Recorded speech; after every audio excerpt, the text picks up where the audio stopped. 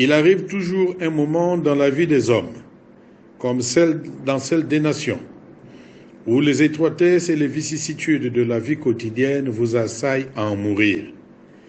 Il faut donc aller puiser au-dedans de nous-mêmes, consulter le Dieu de notre cœur, naviguer au plus profond du pays pour sortir de la mauvaise passe.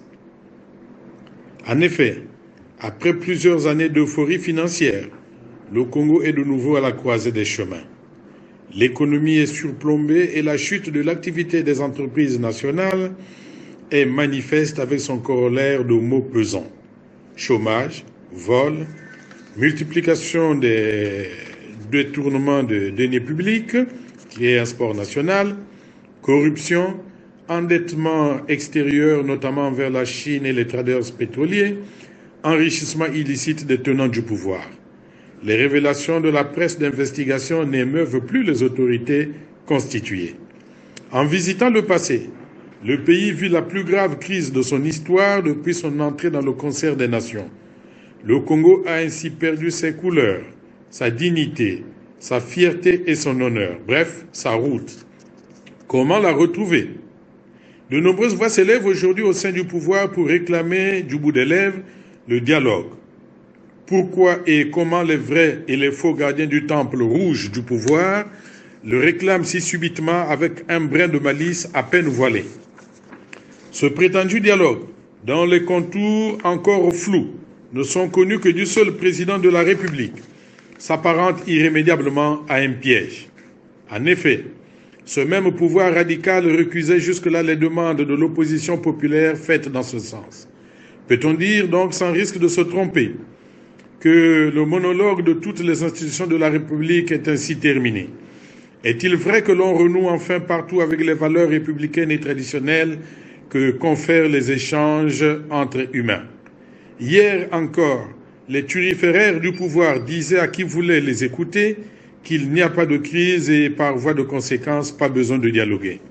Eh bien, puisque l'on avoue enfin avoir longtemps monologué, dialoguons maintenant. Et s'il y a dialogue, ça ne devrait donc plus être le monologue institutionnel et éternel du pouvoir par le biais de ce fameux Conseil national placé sous l'autorité du président de la République et dont les avis sont tout simplement et pathétiquement consultatifs. Et justement, comme c'est le cas, on a consulté Brazzaville uniquement et non le reste du pays et la diaspora plurielle. Cet organe est donc plus un problème qu'une solution. Et le seul fait de placer cette vertu ancestrale, le dialogue, sous l'égide de ce machin est un leurre. Ce genre de messe a déjà eu lieu sous plusieurs dénominations. Forum national, conclave, concertation, discussion ou conférence, pour parler de Loubou, d'Evo, de Kolela, de Chizalamou, de Mabombo, de Fouati, de Dolizi, de Brazza de Sembe, de Kakamweka, et j'en passe. Le peuple congolais attend un dialogue politique inclusif, qui ne sera ni un spectacle, ni une course au portefeuille, encore moins un lieu de vengeance, mais un cadre du vivre ensemble, de la résolution de la crise que vit le Congo. Chacune des parties prenantes devra alors renoncer ou accepter de perdre ce qu'elle croit être ses acquis pour trouver un accord qui sera le fruit de ce que nous qualifions ici de compromis national. D'aucuns prétendent qu'il faut aller au dialogue sans préalable et que l'issue serait la libération des prisonniers politiques. Ce serait une faute lourde. Les observateurs de la vie politique nationale savent que le président de la République n'est pas homme à travailler sous pression, fût-elle internationale. D'ailleurs, toute tentative de pseudo-pression occidentale pourrait être vite contrebalancée par un prompt retour de quelque autre puissance ou par un durcissement du régime. Nous devons donc négocier entre frères et compatriotes, avec tout ce que ces deux mots renferment de noblesse. Le professeur Charles Zakari Bouaou fait un constat ou un diagnostic accablant. Je cite, « Le Congo a sécrété la conférence nationale des suites d'une conduite du pays dans l'arbitraire de 1970 à 1990. La guerre civile s'en est suivie en 1997 des suites des déviances de la gestion de la cité. Depuis 1997, le Congo amnésique n'a tiré aucun enseignement de l'histoire du pays et le plonge dans une gestion peu reluisante et loin de la bonne gouvernance. Notre pays est ainsi passé allègrement et avec un sens et un sans-gêne dégoûtant de la tragédie du pouvoir au pouvoir de la tragédie, dans une couardise et un déni total de la radicalité éthique de la part de ses intellectuels et élites. Et il ajoute que l'histoire de notre pays révèle, à chaque période d'exercice du pouvoir, le règne et le triomphe du mal tout-puissant, aveugle et impitoyable. Fin de citation. C'est pourquoi, et en guise de volonté d'apaisement irréversible, le chef de l'État se doit d'opposer l'acte fondateur du Congo nouveau que nous voulons tous. Nous insistons. Nous réitérons solennellement cette sollicitation au pouvoir de Brazzaville. Ce serait tout à son honneur. Et même si le doute est bien permis, gageons qu'il nous apportera un cinglant démenti et cadeau de fin d'année par la libération du général Jean-Marie Michel Mokoko, du ministre André Okombi Salissa et de tous les détenus pour les faits liés au changement de la Constitution, à l'élection présidentielle anticipée du 20 mars 2016 et à toutes les arrestations entrant dans le cadre de la crise actuelle. De l'octroi des garanties aux Congolais de la diaspora sur leur liberté d'expression et de mouvement, ainsi que leur reconnaissance de facto comme partie entièrement prenante aux négociations du dialogue politique inclusif et au développement du pays. Malheureusement, les déclarations publiques et les agissements de certaines autorités contribuent à exacerber le confort ethnique. Mais l'histoire les rattrapera inéluctablement. Ce qui serait donc salutaire, c'est que ce dialogue, si tant est qu'il aura bien lieu, ne doit pas être une conférence nationale bis. En effet, nous devons éviter de réunir encore plusieurs centaines de cadres pour polémiquer, se chaparder comme des sauvages devant le monde entier, épiloguer des journées entières et le soir venu, compter les enveloppes avec un petit sourire en coin. Arrêtons ce cinéma. Il nous faut passer du divertissement à l'investissement. Chacun se gardera de jeter de l'huile sur le feu, de peur d'opposer les Congolais les uns contre les autres.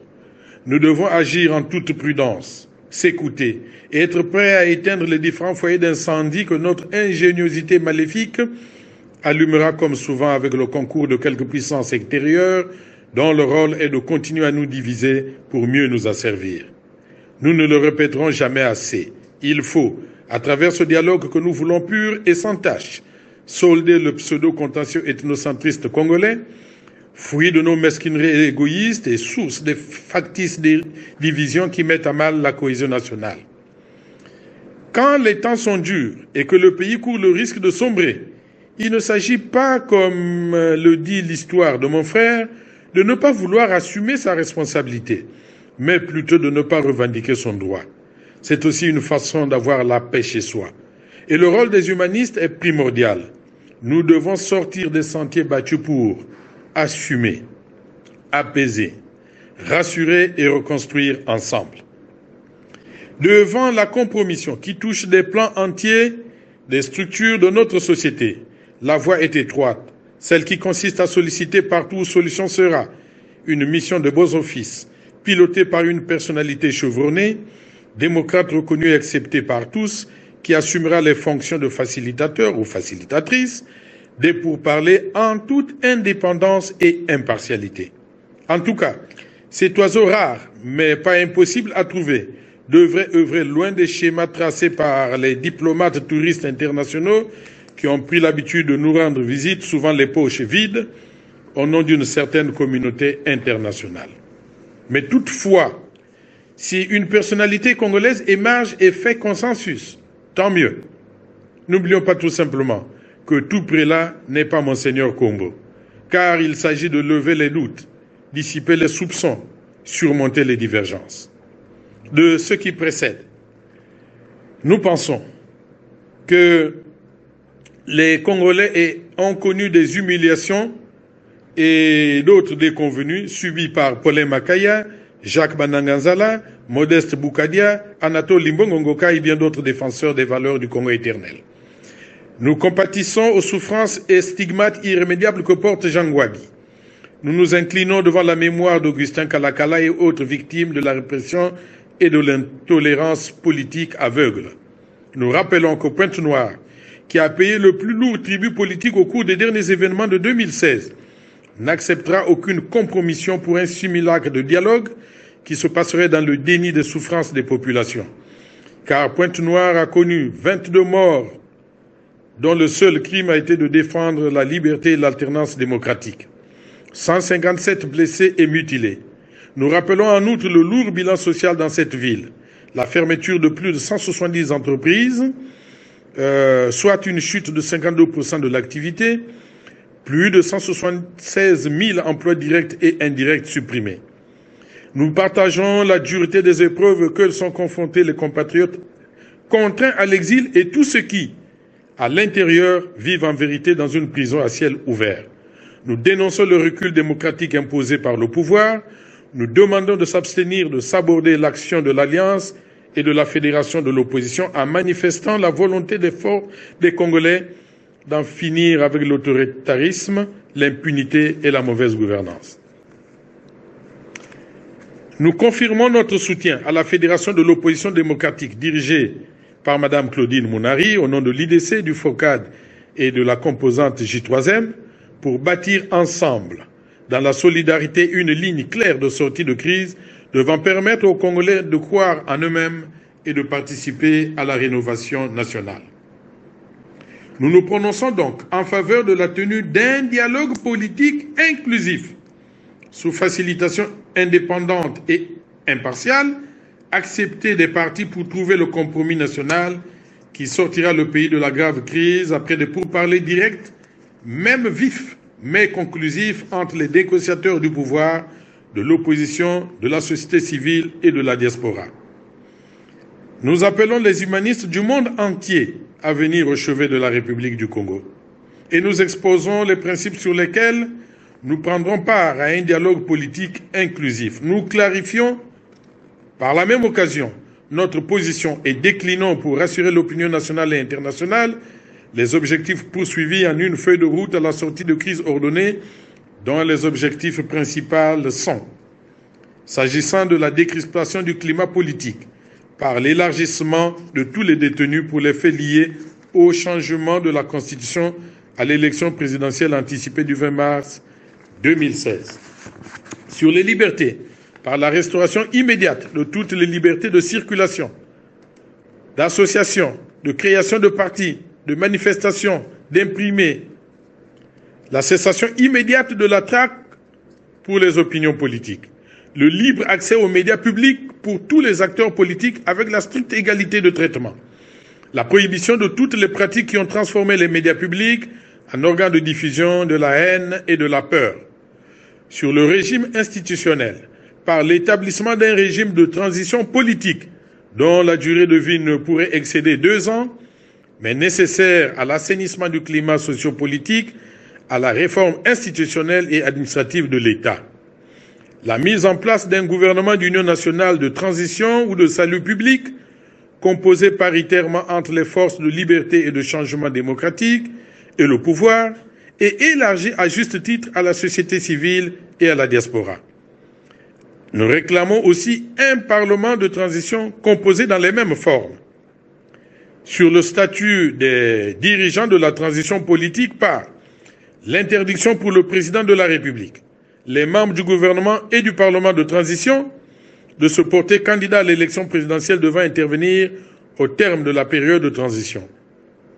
Sur la gouvernance électorale par l'institution d'une nouvelle autorité électorale indépendante investie des pouvoirs de fixer la date des élections générales, de recevoir et de valider les candidatures en premier ressort, de préparer, d'organiser et de proclamer les résultats pour une gouvernance électorale impartiale, équitable, crédible, en vue d'installer une démocratie vivante et durable. Sur la réconciliation, l'éthique et la morale par l'adoption d'un statut particulier et irrévocable pour le chef de l'État sortant, président de la transition, élargi aux 2 autres anciens présidents encore en vie pour les absoudre de tout fait lié à l'exercice de leurs fonctions. L'adoption d'une loi d'amnistie pour les faits liés à la crise actuelle, à l'exception des crimes de sang et des crimes économiques. La réduction immédiate de moitié des traitements du président de la République, des membres du gouvernement, du Parlement, des maires des communes urbaines, des arrondissements, des préfets, sous-préfets, des hauts fonctionnaires de l'administration et de la force publique. En un mot, comme l'enseigne le docteur Sylvestre Sialin, dans le nouveau paradigme du développement de l'Afrique, il s'agit ni plus ni moins que de promouvoir toutes les 18 mesures concrètes relatives au concept de gouvernance sous toutes ses formes.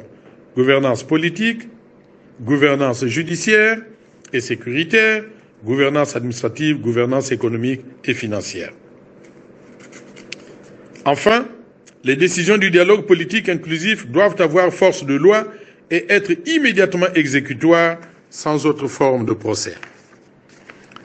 L'alliance que nous constituons appelle les Congolais, quels qu'ils soient, à rendre ce compromis national possible en évitant les risques de la compromission et en s'éloignant coûte que coûte de la somalisation, la centrafricanisation ou la balkanisation de notre beau pays. Gardons-nous de la poudrière identitaire. Et l'homme prudent voit en effet venir le mal de loin.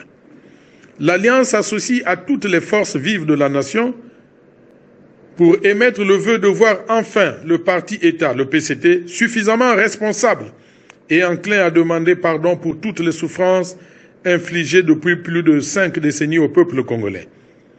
L'Alliance appelle tous les acteurs politiques dits de l'opposition à verser une larme de compassion pour le parti au pouvoir, à regarder vers l'avenir et à ne pas perdre de vue qu'à un moment ou à un autre de leur vie politique, certains ont séché leur linge là où le soleil brillait.